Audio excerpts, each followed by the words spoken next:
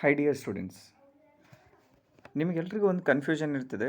ಏನು ಅಂದರೆ, ನೀಟ್ ಎಕ್ಸಾಮ್ಗೆ ಡಾಕ್ಯುಮೆಂಟ್ಸ್ಗಳನ್ನು ಏನೇನು ತೊಗೋಬೇಕು, ಅಪ್ಲಿಕೇಶನ್ ಯಾವಾಗ ಬರ್ತದೆ, ಮತ್ತು ನಾವು ಅದನ್ನು ಹೇಗೆ ಫಿಲ್ ಮಾಡಬೇಕು ಅನ್ನೋ ಡೀಟೇಲ್ಸ್ಗಳ ಬಗ್ಗೆ ನಿಮಗೆ ಸ್ವಲ್ಪ ಡೌಟ್ ಇರ್ತದೆ.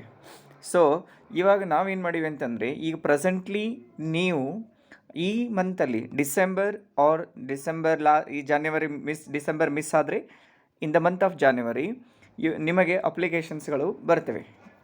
ಒಂದು ವೇಳೆ ನೀಟ್ ಅಪ್ಲಿಕೇಶನ್ ಸ್ಟಾರ್ಟ್ ಆದರೆ ನೀವು ಅವಾಗ ಕೆಲವೊಂದು ಡಾಕ್ಯುಮೆಂಟ್ಸ್ಗಳನ್ನು ಮೊದಲೇ ತೆಗೆದು ರೆಡಿ ಇಟ್ಕೊಂಡಿರಬೇಕಾಗ್ತದೆ. ಆ ಡಾಕ್ಯುಮೆಂಟ್ಸ್ಗಳ ವಿವರ ಹೀಗಿದೆ. ಯಾಕೆ ಹೇಳ್ತಾ ಇದ್ದೀವಿ ಅಂತಂದರೆ, ನೀವೇನಾದರೂ ಆಮೇಲೆ ಅಪ್ಲಿಕೇಶನ್ ಫಾರ್ಮ್ ತುಂಬಲಿಕ್ಕೆ ಹೋದಾಗ ಆವಾಗ ಕೆಲವೊಂದು ನಿಮ್ಮ ಹತ್ರ ಇನ್ಫಾರ್ಮೇಷನ್ಸ್ ಇನ್ಕರೆಕ್ಟ್ ಇದ್ದರೆ ಅಥವಾ ಯಾವುದಾದ್ರೂ ಕರೆಕ್ಷನ್ಸ್ ಇದ್ದರೆ ಅದು ನಿಮ್ಮದು ಅಪ್ಲಿಕೇಶನ್ಸ್ಗಳು ನಾಳೆ ವೆರಿಫಿಕೇಷನ್ ಟೈಮಲ್ಲಿ ಪ್ರಾಬ್ಲಮ್ಗಳಾಗ್ತವೆ. ಸೊ ಹಾಗಾಗಿ ಒಂದಿಷ್ಟು ನಾವು ಇನ್ಫಾರ್ಮೇಷನನ್ನು ಕೊಡ್ತಾ ಇದ್ದೇವೆ. ಇದನ್ನು ಕರೆಕ್ಟಾಗಿ ನೆನಪಿಟ್ಕೋಬೇಕು. ಒಂದು ವ್ಯಾಲಿಡ್ ಮೊಬೈಲ್ ನಂಬರನ್ನು ಇಟ್ಕೊಂಡಿರಬೇಕು. ನೀವು ಯಾವುದು ರೆಗ್ಯುಲರ್ ಆಗಿ ಯೂಸ್ ಮಾಡ್ತೀರೋ ಅದೇ ಮೊಬೈಲ್ ನಂಬರನ್ನು ಅಲ್ಲಿ ಫಿಲ್ ಮಾಡಬೇಕು. ಯಾಕೆಂದರೆ ಅದಕ್ಕೆ OTP ಬರ್ತಿರ್ತವೆ, ಸಮ್ಟೈಮ್ಸ್ ಲಿಂಕ್ಸ್ಗಳು ಬರ್ತಿರ್ತವೆ. ಸೊ ಇವುಗಳನ್ನು ಮತ್ತು ಎಕ್ಸಾಮ್ ಅಪ್ಡೇಟ್ಗಳು, ಎಕ್ಸಾಮ್ ಪೋಸ್ಟ್ಪೋನ್ ಆದರೆ ಅಥವಾ ಎಕ್ಸಾಮ್ಸ್ಗಳು ಕ್ಯಾನ್ಸಲ್ ಆದರೆ ಅಥವಾ ಇನ್ಯಾವುದೋ ಏನೋ ಇನ್ಫಾರ್ಮೇಷನ್ ಇದ್ದರೆ ಅದರಲ್ಲಿ ಅವರು ಕಳಿಸ್ತಿರ್ತಾರೆ. ಹಾಗೆ ವ್ಯಾಲಿಡ್ ಇಮೇಲ್ ಒಂದು ಇರಲೇಬೇಕು. ಭಾಳ ಜನರ ಹತ್ರ ಇಮೇಲ್ಗಳು ಇರೋದಿಲ್ಲ. ಅವ್ರೇನು ಮಾಡಬೇಕು ಅಂದರೆ ವೆರಿ ಸಿಂಪಲ್, ಜಿಮೇಲ್ಗೆ ಹೋಗಿ ಒಂದು ನಿಮ್ಮದೇ ಆದಂತಹ ಒಂದು ಜಿಮೇಲ್ ಅಕೌಂಟನ್ನು ಕ್ರಿಯೇಟ್ ಮಾಡ್ಕೊಳ್ಳಿ. ಆ ಜಿಮೇಲ್ ಅಕೌಂಟನ್ನು ನೀವು ಅವಾಗವಾಗ ನೋಡ್ತಾ ಇರಬೇಕು.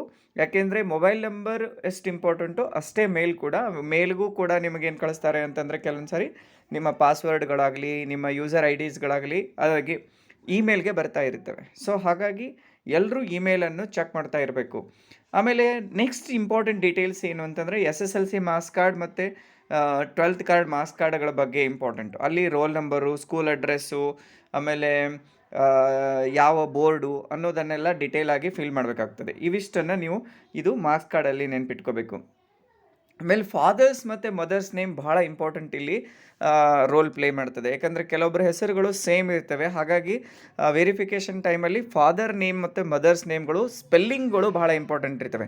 ಕೆಲವೊಬ್ರಿಗೆ ಏನಾಗಿರ್ತದೆ ಅಂದರೆ, ಆಧಾರ್ ಕಾರ್ಡಲ್ಲಿ ಮತ್ತು ಇವರ ಮಾರ್ಕ್ಸ್ ಕಾರ್ಡಲ್ಲಿ ಎರಡೂ ಮ್ಯಾಚ್ ಆಗ್ತಿರೋದಿಲ್ಲ, ಆಧಾರ್ ಮತ್ತು ಮಾರ್ಕ್ಸ್ ಕಾರ್ಡಲ್ಲಿ. ಸೊ ಪ್ಲೀಸ್ ಅದನ್ನು ಆಧಾರ್ ಕಾರ್ಡಲ್ಲಿ ತಾವು ಮ್ಯಾಚ್ ಮಾಡ್ಕೋಬೇಕು. ಮೊದಲೇ ಅದನ್ನು ಕರೆಕ್ಷನ್ ಮಾಡಿ ಇಟ್ಕೋಬೇಕು. ಆಧಾರ್ ನಂಬರನ್ನು ಪ್ರಾಪರಾಗಿ ಒಂದು ವ್ಯಾಲಿಡ್ ಆಧಾರ್ ನಂಬರ್ ಇಟ್ಕೊಳ್ಳಿ. ಕೆಲವೊಬ್ಬರು ಕರೆಕ್ಷನ್ ಮಾಡಿರ್ತಾರೆ, ಆಧಾರ್ ಕಾರ್ಡ್ ನಂಬರ್ಗಳು ಬೇರೆ ಇರ್ತವೆ, ಅದು ಸರಿಯಾಗಿ ಇರಬೇಕು. ಆಮೇಲೆ ನೆಕ್ಸ್ಟ್ ಎರಡನೇದೇನು ಅಂತಂದರೆ, class 12 roll number issued by the board. Class 12 roll number ಅಂತ ಒಂದು ಕೊಟ್ಟಿರ್ತಾರೆ. ಅಂದರೆ ನಿಮ್ಮ ಎಕ್ಸಾಮ್ ರಿಜಿಸ್ಟರ್ ನಂಬರನ್ನು ನೀವು ಅದನ್ನು ಕರೆಕ್ಟಾಗಿ ನೆನಪಿಟ್ಕೋಬೇಕು. ಇಲ್ಲಿ ಒಂದು ಏನಂತಂದರೆ, ಒಂದು ಐಡೆಂಟಿಟಿ ಕೊಡಬೇಕಾಗ್ತದೆ. ನೀವು ರೇಷನ್ ಕಾರ್ಡ್ ನಂಬರು ಅಥವಾ ಬ್ಯಾಂಕ್ ಅಕೌಂಟು ಯಾವುದೋ ಒಂದು ವ್ಯಾಲಿಡ್ ಗೌರ್ಮೆಂಟ್ ಐಡೆಂಟಿಟಿಯನ್ನು ಕೊಡಬೇಕಾಗ್ತದೆ. ಇದು ಒಂದು ಭಾಳ ಇಂಪಾರ್ಟೆಂಟು. ಇದನ್ನು ನೀವು ನೆನಪಿಟ್ಕೊಳ್ಬೇಕು. ಸೊ ಆಲ್ಮೋಸ್ಟ್ ಎಲ್ಲರ ಹತ್ರ ರೇಷನ್ ಕಾರ್ಡ್ ಇರ್ತದೆ, ಬ್ಯಾಂಕ್ ಅಕೌಂಟು ಇರ್ತದೆ, ಆಧಾರ್ ಕಾರ್ಡು ಇದ್ದೇ ಇರ್ತದೆ. Some people may have the passport also. ಹೌದಾ? ಈಗ ನೆಕ್ಸ್ಟ್ ಇನ್ನು ಸ್ಕ್ಯಾನ್ಡ್ ಕಾಪಿ ಇಮೇಜಸ್ಗಳಲ್ಲಿ ಏನೇನು ಇಟ್ಕೋಬೇಕು ಅನ್ನೋದನ್ನು ಹೇಳ್ತೀನಿ ನೋಡ್ರಿ. ಸ್ಕ್ಯಾನಡಲ್ಲಿ ನೀವು ಪಾಸ್ಪೋರ್ಟ್ ಸೈಜ್ ಒಂದು ಫೋಟೋಗ್ರಾಫನ್ನು ಇಟ್ಕೋಬೇಕು ಕಂಪಲ್ಸರಿಲಿ. ನೀಟಾಗಿ ಈಗ ರೀಸೆಂಟ್ ಆಗಿರುವಂಥ ಒಂದು ಫೋಟೋವನ್ನು ತೆಗೆದಿಟ್ಕೋಬೇಕು. ಆಮೇಲೆ ಸಿಗ್ನೇಚರನ್ನು ಸ್ಕ್ಯಾನ್ ಮಾಡಿ ಇಟ್ಕೋಬೇಕು. ಲೆಫ್ಟ್ ಹ್ಯಾಂಡ್ ಥಂಬ್ ಇಂಪ್ರೆಷನನ್ನು ಸ್ಕ್ಯಾನ್ ಮಾಡಿ ಇಟ್ಕೋಬೇಕು. ಅದಾದಮೇಲೆ class 10 pass certificate and post card size photograph ಇಷ್ಟನ್ನು ನೀವು ತೆಗೆದಿಟ್ಕೊಳ್ಳೇಬೇಕು. ಇವೆಲ್ಲ ಇದ್ದರೆ ನೀವು ಅಪ್ಲಿಕೇಶನನ್ನು ಅಪ್ಲೈ ಮಾಡ್ಬೋದು. ಇದಾದ ಮೇಲೆ ಪೇಮೆಂಟನ್ನು credit or debit card through, net banking through ಅಥವಾ UPI ಪೇಮೆಂಟ್ ಥ್ರೂ ಅಲ್ಲಿ ಮಾಡಬಹುದು. ಇವಿಷ್ಟು ಬಹಳ ನೆಸಸರಿ ನೀಟ್ ಎಕ್ಸಾಮ್ಗೆ. ಇವೆಲ್ಲ ಪಾಯಿಂಟ್ಸ್ಗಳನ್ನು ನೆನ್ಪಿಟ್ಕೊಳ್ಳಿ, ಮತ್ತೊಂದು ಸಾರಿ ನೋಡ್ಕೊಳ್ಳಿ.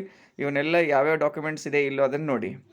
ಇದಲ್ಲದೆ ಇನ್ನೊಂದು ವೆರಿ ಇಂಪಾರ್ಟೆಂಟ್ ಏನು ಅಂತಂದರೆ, ಯಾರಾದರೂ ಕ್ಯಾಸ್ಟ್ ಸರ್ಟಿಫಿಕೇಟ್ಗೆ ಅಪ್ಲೈ ಮಾಡ್ತಿದ್ರೆ ಕ್ಯಾಸ್ಟ್ ಸರ್ಟಿಫಿಕೇಟು ನೀವು ಆವಾಗ ಅದು ವ್ಯಾಲಿಡ್ ಡೇಟಲ್ಲಿ ಇಟ್ಕೋಬೇಕಾಗ್ತದೆ. ಡಿಸೆಂಬರ್ ಜನವರಿಯಲ್ಲಿ you can take December or ಜನವರಿಯಲ್ಲಿ ತೆಗೆದಿಟ್ಕೊಂಡ್ರೆ ಒಳ್ಳೆಯದು. This is very very important. ಹಾಗೆಯೇ ನಿಮ್ಮ ರಿಕ್ವೈರ್ಡ್ ಡೀಟೇಲ್ಸ್ಗಳು ಏನಿರ್ತಾವೆ ನೋಡ್ರಿ, ಅವೆಲ್ಲವೂ ಅಪ್ ಟು ಡೇಟ್ ಅಂದರೆ ರೀಸೆಂಟ್ ಆಗಿರೋ ಡಾಕ್ಯುಮೆಂಟ್ಸನ್ನು ತೆಗೆದಿಟ್ಕೋಬೇಕು. You have to take recent documents. So recent documents ಇದ್ದರೆ ನಾಳೆ ವೆರಿಫಿಕೇಷನ್ ಟೈಮಲ್ಲಿ ಏನೂ ಪ್ರಾಬ್ಲಮ್ ಆಗೋದಿಲ್ಲ.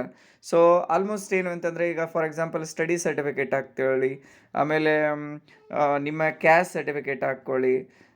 So then person with disability PWD ಅವರು ಕೆಲವೊಂದು ಸೆಂಟರ್ಸ್ ಹೇಳಿರ್ತಾರೆ, ಅಲ್ಲೇ ನೀವು ತೊಗೋಬೇಕಾಗ್ತದೆ. ಇದನ್ನು ಪರ್ಟಿಕ್ಯುಲರಾಗಿ PWDಯನ್ನು ನೆನ್ಪಿಟ್ಕೋಬೇಕು. ಆಮೇಲೆ ಇನ್ನೊಂದು ಬರ್ತದೆ EWS, ಎಕನಾಮಿಕಲಿ ವೀಕರ್ ಸೆಕ್ಷನ್ ಅಂತ ಬರ್ತದೆ ನೋಡಿ. ಇದನ್ನು ಕೆಲವೊಬ್ಬರು ಭಾಳ ಜನ ಸ್ಟೂಡೆಂಟ್ಸ್ ನೋಡಿದ್ದೀನಿ ನಾನು, ಕನ್ಫ್ಯೂಸ್ ಮಾಡ್ಕೋತಾರೆ. ಲಾಸ್ಟ್ ಮೂಮೆಂಟಲ್ಲಿ ಸರ್ ನಾವು ಎಕನಾಮಿಕಲಿ ವೀಕರ್ ಸೆಕ್ಷನಲ್ಲಿ ಬರ್ತೀವಿ, ಈಗ ಹೆಂಗೆ ಮಾಡೋದು ಅಂತ ಅಂದ್ಕೋತಾರೆ. ಬಟ್ ಇದನ್ನು ಮೊದಲೇ ನೀವು ತೆಗೆಸಿಟ್ಕೋಬೇಕು. ಆಮೇಲೆ ಈಗ ಒನ್ಸ್ ಅಪ್ಲಿಕೇಶನ್ ಸ್ಟಾರ್ಟ್ ಆದರೆ ಫಾರ್ಮ್ಯಾಟು, ಅದರ ಡೀಟೇಲ್ಸು, ಅದು ಎಲ್ಲಿ ತಗೋಬೇಕು ಅದನ್ನೆಲ್ಲ ನಾವು ಮತ್ತೆ ಹೇಳ್ತೇವೆ. ಸೊ ಇವಿಷ್ಟನ್ನು ನೀವು ನೆನಪಲ್ಲಿ ಇಟ್ಕೋಬೇಕು. ಓಕೆ, ಮತ್ತು ನೆಕ್ಸ್ಟ್ ಅಪ್ಡೇಟ್ಗಾಗಿ ಶೇರ್ ಏನು ಮಾಡಬೇಕು?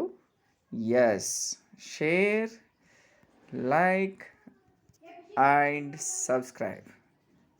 ಕರೆಕ್ಟ್, ಎಲ್ಲ ನಿಮಗೆ ಇನ್ಫಾರ್ಮೇಷನನ್ನು ಕೊಡ್ತಾ ಹೋಗ್ತೀವಿ. Thank you.